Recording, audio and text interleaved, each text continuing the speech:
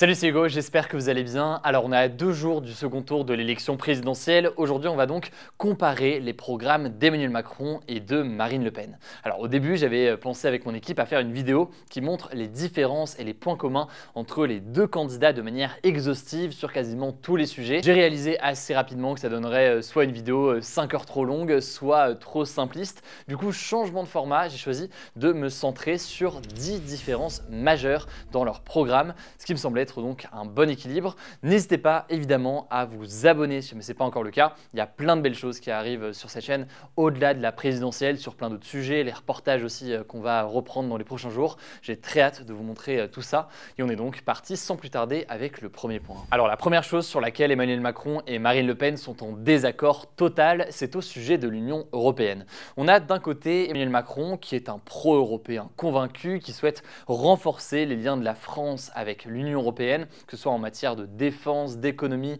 d'énergie ou encore d'écologie. De l'autre côté, on a Marine Le Pen qui est plutôt eurosceptique et se montre très critique envers l'Union européenne. Elle a certes abandonné l'idée de sortir de l'euro et de l'Union européenne, chose qu'elle portait en 2017 et encore plus en 2012, mais elle souhaite aujourd'hui renégocier les traités européens. Par exemple, elle voudrait rendre le droit français supérieur au droit européen ou encore baisser les contributions financières de la France à l'Union européenne. La deuxième différence majeure entre Marine Le Pen et Emmanuel Macron concerne l'international et notamment les relations entre la France et la Russie. En fait, avant l'invasion de l'Ukraine par la Russie, Marine Le Pen était clairement pro-russe, jugeant que la France devait parler autant à la Russie qu'aux États-Unis. Par ailleurs, elle avait rencontré Vladimir Poutine lors de la campagne présidentielle de 2017 et elle avait été par ailleurs l'une des rares personnalités politiques en France à valider en 2014 l'annexion par la Russie du territoire ukrainien de la Crimée. Alors aujourd'hui, dans cette campagne présidentielle, changement de ton, elle condamne très clairement l'invasion de l'Ukraine par la Russie et soutient par ailleurs plusieurs sanctions qui ont été prises contre la Russie. Cependant, elle ne souhaite pas aller, comme le veut Emmanuel Macron, jusqu'à l'embargo sur le pétrole et le gaz venant de Russie, un embargo qui pourrait, selon elle, nuire au pouvoir d'achat des Français. Du côté d'Emmanuel Macron, sa relation avec Vladimir Poutine au début de son quinquennat était assez ambiguë, avec à la fois une réception à Versailles et puis dans la résidence de vacances des présidents au fort de Brégançon, mais aussi avec Vladimir Poutine, des échanges tendus sur un certain nombre de sujets.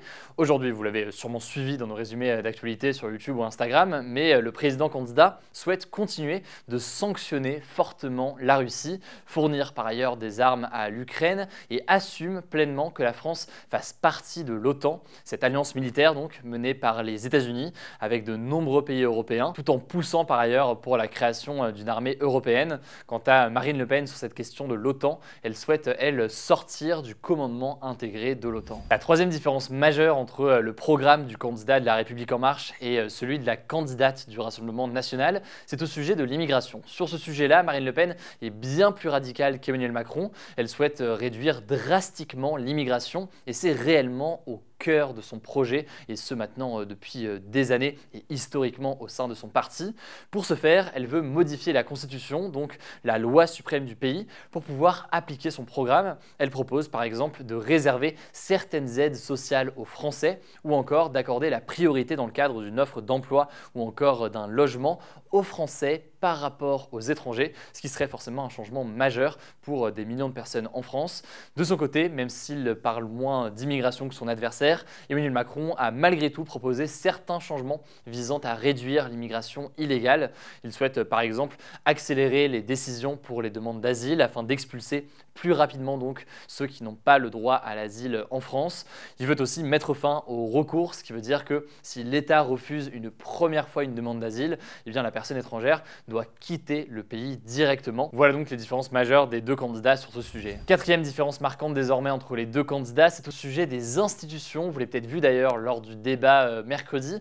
Marine Le Pen veut mettre en place le RIC, donc le référendum d'initiative citoyenne. C'est en fait une proposition qui vient notamment des Gilets jaunes et qui consiste en gros à ce qu'un sujet puisse être soumis au référendum, donc au vote de la population directement, si jamais ce sujet a recueilli 500 000 signatures de citoyens, par exemple exemple via une plateforme en ligne.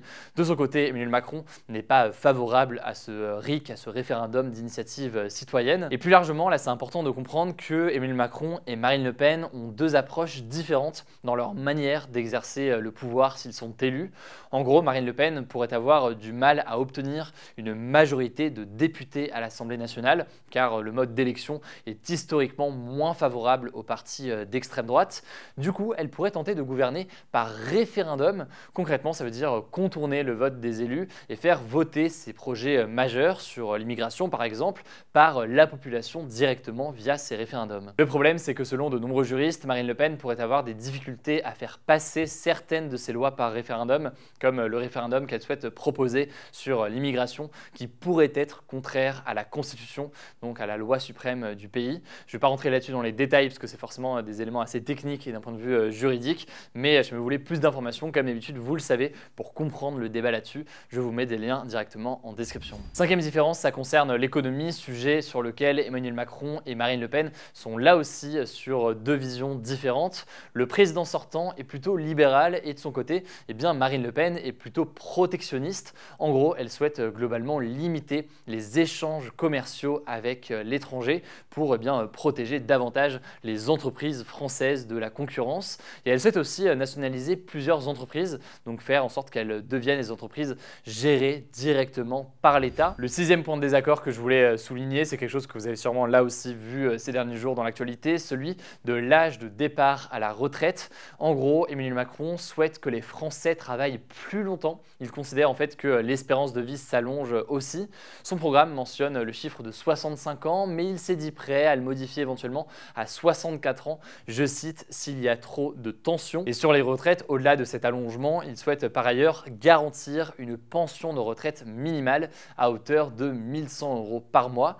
Ça, c'est donc pour l'actuel président candidat. Du côté de Marine Le Pen, eh bien, elle ne souhaite pas modifier l'âge de départ à la retraite et le maintenir en fait à 62 ans, mais veut permettre à ceux qui ont commencé à travailler très tôt eh bien, de pouvoir partir encore plus tôt à l'âge donc de 60 ans, et ce s'ils ont cotisé 40 ans. Autre différence qu'on pourrait noter, c'est sur la question de l'énergie. En gros, au niveau du nucléaire, ils sont globalement alignés pour rester avec cette source d'énergie qui est majeure aujourd'hui. Mais au sujet des énergies renouvelables, Emmanuel Macron souhaite développer le solaire et l'éolien avec par exemple la construction de 50 parcs d'éoliennes en mer d'ici à 2050.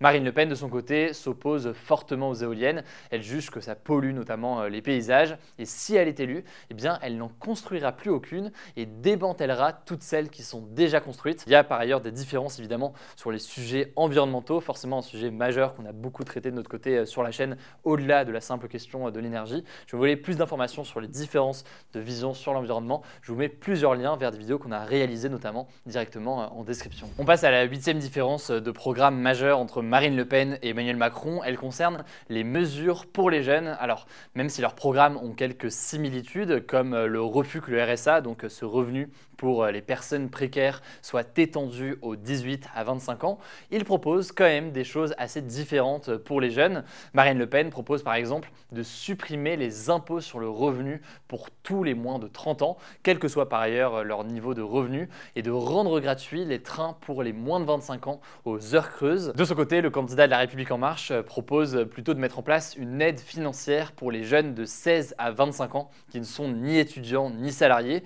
mais à condition de suivre des heures de formation pour les aider à s'insérer dans le marché de l'emploi. C'est ce qu'il appelle le contrat d'engagement jeune, un dispositif qui a commencé à être mis en place début mars. La neuvième différence, elle est sur le pouvoir d'achat. C'est un thème fort de la campagne. Emmanuel Macron et Marine Le Pen ont tous les deux annoncé qu'ils n'augmenteront pas le salaire minimum, donc le SMIC. Il n'y aura pas d'augmentation s'ils sont élus.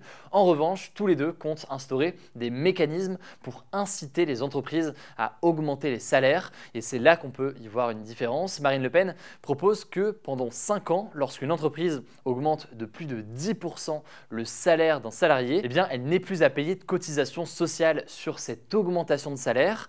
Emmanuel Macron, de son côté, propose plutôt de développer son système de primes sans charge pour le passer à 6 000 € par an. Et pareil, l'idée c'est quoi? C'est qu'un employeur peut verser jusqu'à 6 000 € de primes directement à son employé sans qu'il y ait de cotisation ou quoi que ce soit. C'est c'est 6 000 € maximum qui vont directement dans le compte de l'employé. Enfin, dixième différence, c'est sur les sujets de société. Alors, il y a forcément pas mal de choses différentes. Bon, déjà, ils n'ont pas la même vision sur la PMA, donc la procréation médicale assistée, ce dispositif qui permet, pour faire vraiment très simple, à un couple ou à une femme seule qui a du mal à avoir un enfant, d'en avoir un grâce à un accompagnement médical.